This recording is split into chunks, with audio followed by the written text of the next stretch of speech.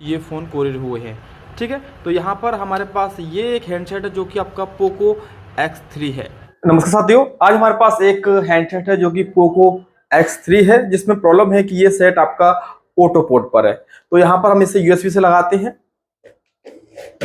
तो यहाँ पर हमने यूएसबी से लगाया है और आप देखेंगे तो इस हैंडसेट के अंदर ये, तो यहाँ पर आपका ये ऑटो पोर्ट आ रहा है। यहाँ पर अगर देखेंगे तो आपका ये ऑटो पोर्ट है। यहाँ पर आपका ऑटो पोर्ट पर यहाँ पर आपका ये ऑटो पोर्ट बना रहा है। आपका यहाँ पर क्वालकॉम का 9008 यहाँ पर पोर्ट बना रहा है। ये ऑटो पोर्ट पर हमारा सेट चला गया है। तो इस सेट को हम कैसे चेक करते हैं, ये आपका पोको X3 है। तो यहाँ पर इसको चेक करेंगे तो सबसे पहले हमको यहाँ पर चेक करना होता है कि हमारा कहीं ना कहीं जो प्रॉब्लम है,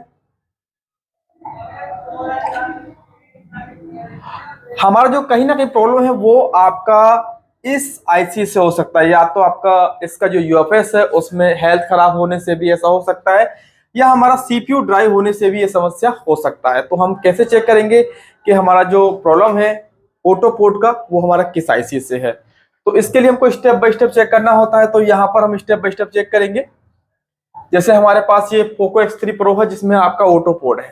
तो यहाँ पर हमारा प्रॉब्लम हो सकता है कि हमारा इसमें ऑटो पोर्ट होने पर हमारे फोन के अंदर जो पावर सेक्शन होता है वो ओके होता है। तो यहाँ पर जो आपकी पावर आईसी है वो सभी ओके हैं। यहाँ पर जितनी भी आपकी पावर आईसी होती हैं, पावर सेक्शन आपका यहाँ पर ओके होगा। यहाँ पर जो पावर सेक्शन है आपका वो ओके होगा। यहाँ पर जो हमारी प्रॉब्लम होगा वो आपका या तो सीपीयू से होगा यहाँ पर, या ये प्रॉब्लम आपका यूएफएस से होगा। इसमें जो यूएफएस आपका यूज हुआ है वो 2.1 इसमें यूएफएस यूज है। तो हम चेक करेंगे कि हमारी जो प्रॉब्लम है वो कहाँ से है। तो हम सबसे पहले हमको चेक करना होगा कि यहाँ के वोल्टेज, ये वोल्टेज आपके ओके है कि नहीं। तो जैसे यहाँ पर उन्होंने फ्लैशिंग करवा लिया है, फ्लैशिंग करवाने के बाद भी सेट और नॉर्मल कंडीशन पे है, जैसे same to same auto port है यहाँ पर। तो हम सबसे पहले चेक करेंगे यहाँ पर जो यूएफएस को मिलने वाले वोल्टेज यहाँ पर मिल रहे हैं कि नहीं। अगर वोल्टेज मिल रहा होगा तो यूएफएस में सबसे पहले ऐसी कंडीशन होने पर हमारा सीपीयू ड्राई हो जाता है।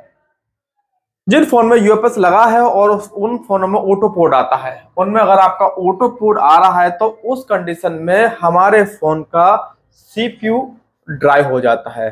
तो सबसे पहले हम सीपीयू को रिवॉल्व करेंगे। सीपीयू को रिवॉल्व करने के बाद अगर सीपीयू रिवॉल्व करने से हमारा प्रॉब्लम सॉल्व होता है तो फिर हम हमारा सेट ओके हो जाएगा। अगर नहीं सॉल्व होता है तो फिर हमको इसका यूएफएस को चेक करना होगा, क्योंकि ज्यादातर केस के अंदर हम यहाँ पर अपना EasyTech बॉक्स से इसके यूएफएस को चेक करेंगे, इसमें एक्चुअल प्रॉब्लम क्या है। तो हम यहाँ पर स्टेप बाय स्टेप वर्क करेंगे और आपको समझ में आएगा कि ऑटो पोर्ट होने पर हम अपने फोन को कैसे स्टेप बाय स्टेप चेक करते हैं। तो यहाँ पर देख सकते हैं ऑटो पोर्ट होने पर हमारा पावर सेक्शन ओके होता है। यहाँ पर हमारा दो आईसी में हो सकता है प्रॉब्लम, या तो सीपीयू या यूएफएस। तो 90% केस में देखा है कि जिस फोन में यूएफएस लगा होता है और ऑटो पोर्ट आता है तो उस फोन के अंदर आपका सीपीयू ही ड्राई होने के कारण ऐसा होता है। तो एक बार हम सीपीयू को रिवॉल्व करते हैं, फिर चेक करेंगे प्रॉब्लम हमारा सॉल्व होता है कि नहीं। वीडियो को एंड तक देखना, तभी आप समझ पाएंगे। अगर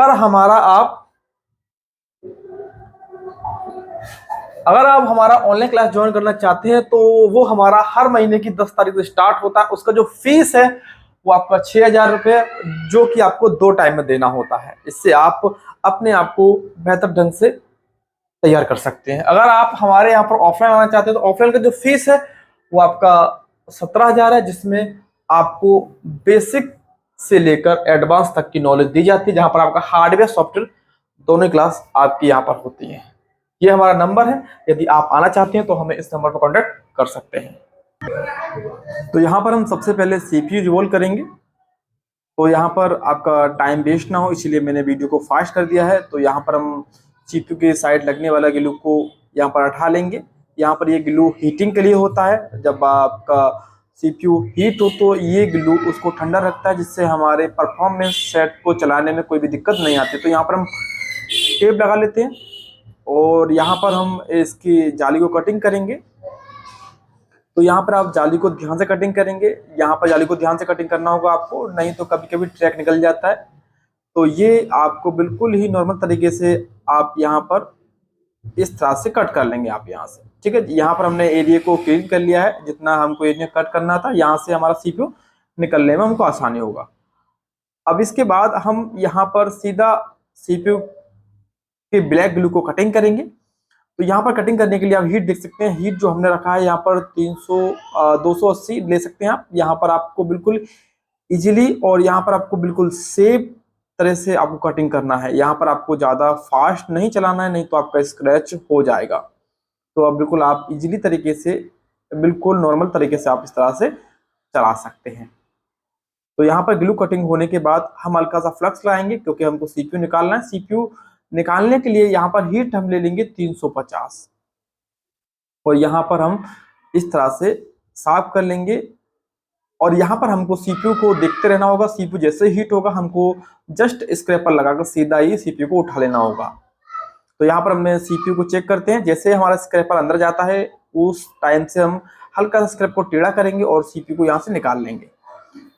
तो यहाँ पर हमने हल्का सा फ्लक्स लगाया है, क्योंकि हमारा सीपीयू हल्का सा गर्म हुआ है। अभी देखो जैसे हमारा स्क्रैपर अंदर जाने लगा है, तो हम हल्का सा इसे बेंड कर लेंगे और देख सकते हैं यहाँ पर सीपीयू फर्स्ट क्लास तरीके से निकल गया है।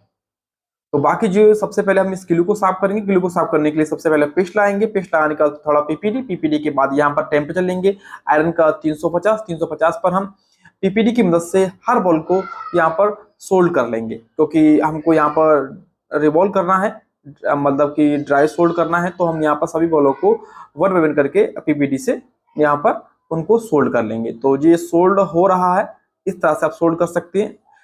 इसके बाद हम यहाँ पर थोड़ा सा फ्लक्स लेकर अब डिशोल्डर वायर की मदद से यहाँ पर क्लीन करेंगे। सभी बॉल्स को हमको एक जैसा करना होता है। अगर हम यहाँ पर बॉलों को एक जैसा नहीं करेंगे तो हमारा सीपीयू प्रॉपर बैठेगा नहीं। तो यहाँ पर आपको बिल्कुल ही लाइट, यहाँ पर ज्यादा प्रेशर नहीं देंगे। प्रेशर देने से क्या होगा कि नीचे का जो आपका बोर्ड है वो स्क्रैच हो जाएगा। तो यहाँ पर आप सिंपल तरीके से यहाँ पर इजीली तरीके से कर सकते हैं। इसके बाद हम इसे साफ कर लेंगे। तो यहाँ पर साफ करने के फाइनल रिजल्ट आप देख सकते हैं कि सभी बॉल्स हमारी एकदम शाइनिंग के साथ चमक चुका है। तो यहाँ पर हमारा सारा काम हो चुका है। अब हम इसके बाद सीपीयू, तो यहाँ पर जो भी हमारी बॉल्स हल्का स्क्रैच हुआ है वहां पर आप यूवी मास्क लगा लेंगे। देख सकते हैं हमने यूवी मास्क यहाँ लगा लिया है।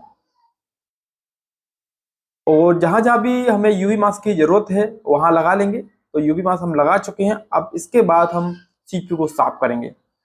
सीपीयू साफ करने का तरीका भी सेम रहेगा। यहाँ पर लगाएंगे फ्लक्स और हल्का सा लेंगे पीपीडी और आयरन की बिट से हम इसको साफ कर लेंगे, क्योंकि आप चाहें तो स्क्रैपर का यूज कर सकते हैं और आप सीपीयू को चाहें तो अपने स्टैंड पे भी लगा सकते हैं। तो हमने यहाँ पर हमारा आयरन की बिट, जैसे हमारी आयरन की बिट है, इस बिट से ही हमारा काम हो जाएगा। तो हमने अपने सीपीयू को स्टैंड पे नहीं लगाया है। तो आप स्टैंड पे लगाएं। अगर आप फ्रेशर है तो आपको स्टैंड पे लगाना होगा, नहीं तो आप सीपीयू को बेंड कर लेंगे या तो स्क्रैच कर लेंगे। तो अगर आप एक्सपीरियंस होल्डर हैं तो कोई दिक्कत नहीं, आप आराम से कर सकते हैं। तो यहाँ पर हम इस तरह से साफ कर लेंगे। क्लीनिंग में आप बहुत ध्यान देना होगा आपको। सबसे ज्यादा आपका जो टाइम है वो क्लीनिंग में जाएगा। तो यहाँ पर सीपीयू को साफ करते टाइम आपको ध्यान देना है कि यहाँ पर आपको ब्लैक पिस्ट को बिल्कुल ही सिंपल और इजी ट्रिक से आप हटा सकते हैं। चाहे तो आप आयरन का भी यूज कर सकते हैं, नहीं तो आपके पास स्क्रैपर है तो उससे भी निकाल सकते हैं। तो यहाँ पर आप 1 बाय 1 करके इसके चारों कोनों को आपको क्लीन कर लेना है।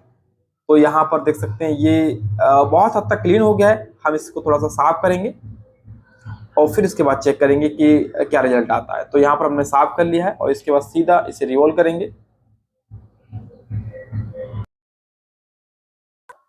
तो यहाँ पर हम पीपीडी लगा देंगे। देख सकते हैं पीपीडी हमने यहाँ पर लगा दिया है। और आप यहाँ पर यूनिवर्सल स्टेंसिल से भी आप रिवॉल्व कर सकते हैं। अगर आपके यूनिवर्सल स्टेंसिल के साथ साथ अगर आपका प्रॉपर स्टेंसिल है तो आप यहाँ पर प्रॉपर स्टेंसिल का यूज करें, क्योंकि प्रॉपर स्टेंसिल से आप बहुत हद तक अच्छे तरह से सीपीयू रिवॉल्व हो जाता है। यूनिवर्सल से भी रिवॉल्व हो जाता है, उसके लिए आपके पास प्रैक्टिस बहुत ज़्यादा होना चाहिए। यहाँ पर आप हीट ले लेंगे। हीट यहाँ पर हमने थोड़ा ज़्यादा लिया है। यहाँ पर हमने हीट को लिया है आपका 260, जिसमें आप सीपीयू को रिवॉल्व कर रहे हैं। आप जब भी रिवॉल्व कर रहे हैं तो आप अपने हिसाब से हीट ले सकते हैं, जितना आपका जो आईसी है वो उसका जो स्टेंसिल है वो बेंड ना हो। तो यहाँ पर हमारा सीपीयू काफी हद तक रिवॉल्व हो चुका है। अब ये कंप्लीट रिवॉल्व होने वाला है। यहाँ तक देखो सीपीयू हमारा रिवॉल्व हो चुका है। अब हल्का सा फ्लक्स लगाना होगा। हम चाहे तो फ्लक्स लगाकर भी स्टेंसिल से बाहर निकाल सकते हैं, नहीं तो आपका सीपीयू रिवॉल्व होने के बाद भी हमको पेस्ट लगाना हो तो पेस्ट आप पहले ही लगा लें। तो यहाँ पर पेस्ट हमने लगा लिया है। अब हम अपने CPU को बोर्ड में फिक्स करेंगे। तो यहाँ पर देख सकते हैं ये हमारा बोर्ड था जो हमने पहले क्लीन किया था। अब हम यहाँ पर CPU को लगाएंगे। तो CPU को लगाने से पहले हम यहाँ पर लगाते हैं फ्लक्स। तो फ्लक्स इसलिए इम्पोर्टेंट है क्योंकि जब हम IC हमारा प्रॉपर तरीके से सेट नहीं हो पाता, जैसे आपको यहाँ पर इसके कॉर्नर से मिलाकर आप IC को लगाते हैं तो वहां पर IC प्रॉपर नहीं होता, हल्का सा आगे पीछे होता है। तो ये पेस्ट क्या है, आपकी जब बॉल मेल्ट होती है तो ये पेस्ट आपके CPU को अपनी जगह पर पहुंचा देता है। इसका भी ये इतना भी रोल है। और कभी भी CPU लगाते टाइम आप यहाँ पर ज़्यादा पेस्ट का यूज नहीं करेंगे। अगर ज़्यादा पेस्ट का यूज करेंगे तो दिक्कत होगा, आपका CPU फ्लैटिंग मतलब कि तैर जाएगा। अगर CPU आपका आगे पीछे हो जाता है तो फिर आपकी सारी बॉल खराब हो जाएगी, आपको दोबारा CPU रिवॉल्व करना पड़ेगा। तो यहाँ पर देख सकते हैं हमने नोच पॉइंट को मिलाने से यहाँ पर CPU लगाया हुआ है। और हम हीट देख सकते हैं, हीट हमने असेंबली लिया हुआ है अपना 340। तो यहाँ पर हमारा CPU हल्का सा स्टेंसिल यहाँ पर टूजे से हट गया है तो हमने दोबारा सेट किया है। अब हम इसको रिवॉल्व पेस्ट करेंगे। तो यहाँ पर हमारा हीट सेम है और आपको यहाँ पर बिल्कुल ही धीमा हीट देना है। हल्का सा आपका जैसे ही बॉल चिपक जाता है उसके बाद हल्का सा पेस्ट और लेंगे। अब ये पेस्ट जब तक आपका पेस्ट CPU से बाहर नहीं निकले तब तक आप नहीं समझेंगे कि CPU हमारा लगा हुआ है कि नहीं। तो जब तक हमारा पेस्ट बाहर नहीं निकलता है हमको हीट लगाए रखना है। जब तक हमारा पेस्ट बाहर निकल जाता है तो आप समझ जाओ कि हमारा CPU बैठ चुका है। तो यहाँ देख सकते हैं हमारा पेस्ट लगभग चारों कोनों से बाहर निकल चुका है, तो मतलब हमारी सभी बॉल नीचे बैठ गया है। तो हम हल्का सा CPU को सेक करेंगे, मतलब हिलाएंगे। इससे बेनिफिट ये होता है कि हमको देखो जैसे हमारा CPU आगे जाके पीछे आ गया, मतलब कि हमारा CPU अपनी जगह पर सेट हो गया है। थोड़ा बोर्ड को ठंडा होने देते हैं। यहाँ पर CPU लग चुका है, थोड़ा बोर्ड को ठंडा होने देंगे। उसके बाद सेट को चेक करेंगे कि जो हमारा फॉल्ट था ऑटो पोर्ट का वो प्रॉब्लम सॉल्व हुआ है कि नहीं। ज़्यादातर 90% में UFS लगा होने पर प्रॉब्लम सॉल्व हो जाता है। अगर नहीं होता है तो फिर हम इसके बाद इसकी UFS को चेक करेंगे EasyTech बॉक्स से कि इसमें प्रॉब्लम क्या है और ऑटो पोर्ट में क्यों सेट है। तो इस सेट का हमने CPU रिवॉल्व कर दिया है, ठीक है। और हम सेट को चालू करेंगे। ये जब सेट हमारे पास आया था तो इस सेट में आपका ऑटो पोर्ट था। तो ऑटो पोर्ट होने पर हमको कैसे मालूम होता है कि ये प्रॉब्लम आपका CPU से है या आपका ये जो IC है UFS इससे है। तो हम एक बार चेक करेंगे। यहाँ पर हमने इसका CPU रिवॉल्व कर दिया है। पहले हमने इसका ये ज़्यादातर प्रॉब्लम CPU ड्राई होने से प्रॉब्लम आता है, तो यहाँ पर हम CPU रिवॉल्व कर चुके हैं और हम यहाँ पर चेक करेंगे। ध्यान देना पोको X3 Pro में डबल डेकर होता है, X3 में आपका डबल डेकर नहीं होता है। तो एक बार सेट को चालू करेंगे। देख सकते हैं सेट आपका चालू हो चुका है, जो कि सेट कंप्लीटेड था, ये ऑटो पोर्ट पर था। दोस्तों हमारे पास जो आया है पार्सल उसमें ज़्यादातर जो फ़ोन है वो सभी पोको X2 Pro हैं। आपके पोको X2 भी है, आपका पोको X3 Pro भी है और पोको X3 भी है। तो ये हमारे पास पोको X3 है, क्योंकि पोको X3 के अंदर आपका जो CPU होता है वो डबल डेकर आपका यहाँ पर नहीं होता है। यहाँ पर सिंगल डेकर इसका CPU होता है।